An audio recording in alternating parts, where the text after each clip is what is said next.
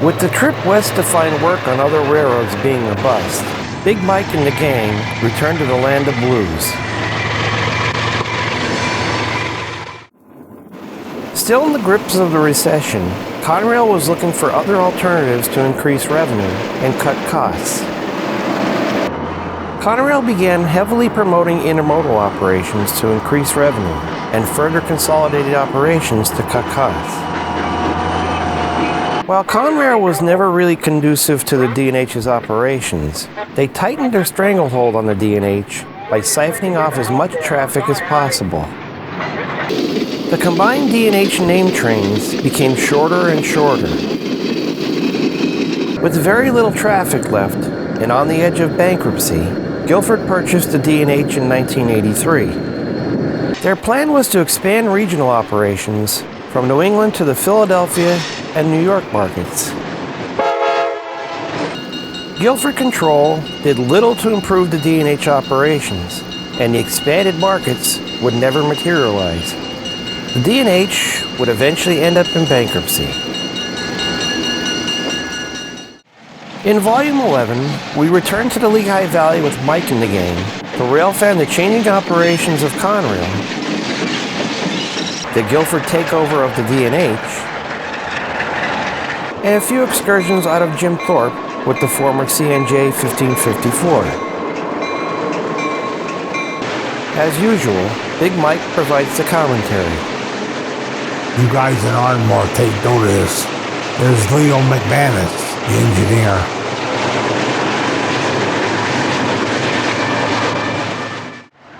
We're back home for our western trip where we tried to find work out west. It was a bust. The New Jersey Division had taken over the Lehigh Division in September of '82, and thus became a long downhill slide for me and Conrail. We start out with an eastbound Conrail freight coming into Allentown with E44s. The electric program in Conrail had ceased in '81. And now they were scrapping the E44s. Guilford took over in June of '83, but they pulled power since August 1st of '82. Here's one of the trains with pulled power, D&H 87 laying at WK. Here comes Keith, like any good Valley man, arriving at work on his motorcycle. I forgot my cup of coffee. I'll see ya.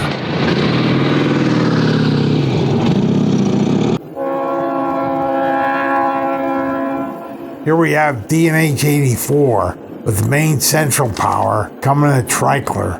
Notice he only has 2 units. He had a combined train, so you know he's gonna get helpers around Lehighton somewhere. Ex-Rock Island U25B.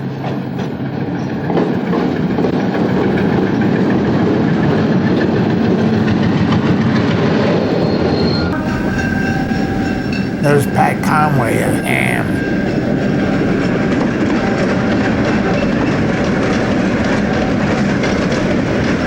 Here's a St. Nick job. 4 MP15s coming by the station.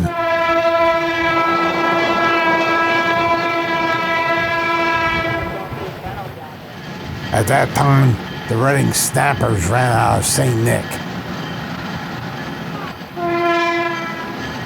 These were a normal power for them jobs.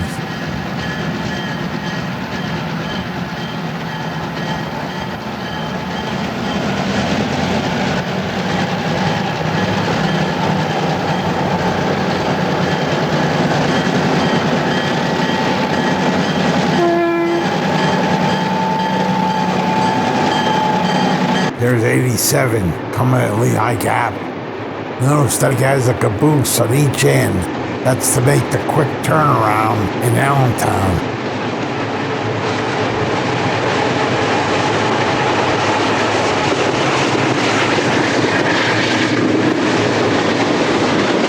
Here comes the next GW empty ore cars.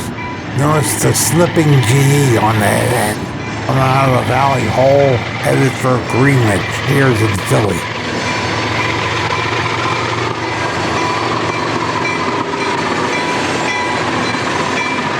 Come on, John, give it some juice. Feed him the fuel.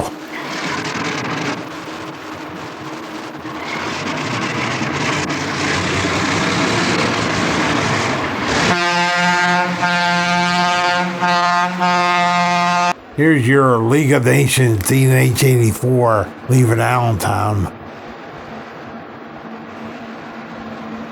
In Guilford, I'd say the main central engines were in the best shape.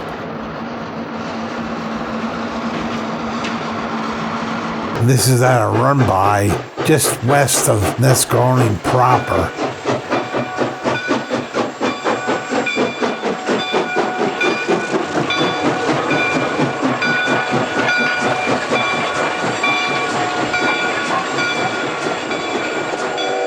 Then we go back to good old Ham, ALCG pulling up the loop to go west to Pittston.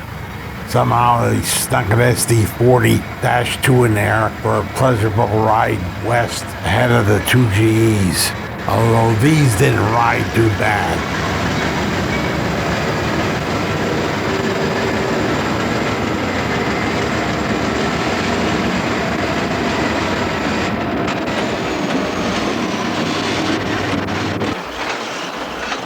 There's the hump tower, which might be history by the time you see this, because the NS is bound to determine they're going to level the hump. Hunter Harrison be damned. Never heard anything so stupid. Precision railroading. Yeah, my ass. Here's a couple trains pulling up through the park. Evidently the mains blocks are coming up through the hump and the bypass pulling through the park. This was commonplace, you'd see this a lot. So much for the commentary.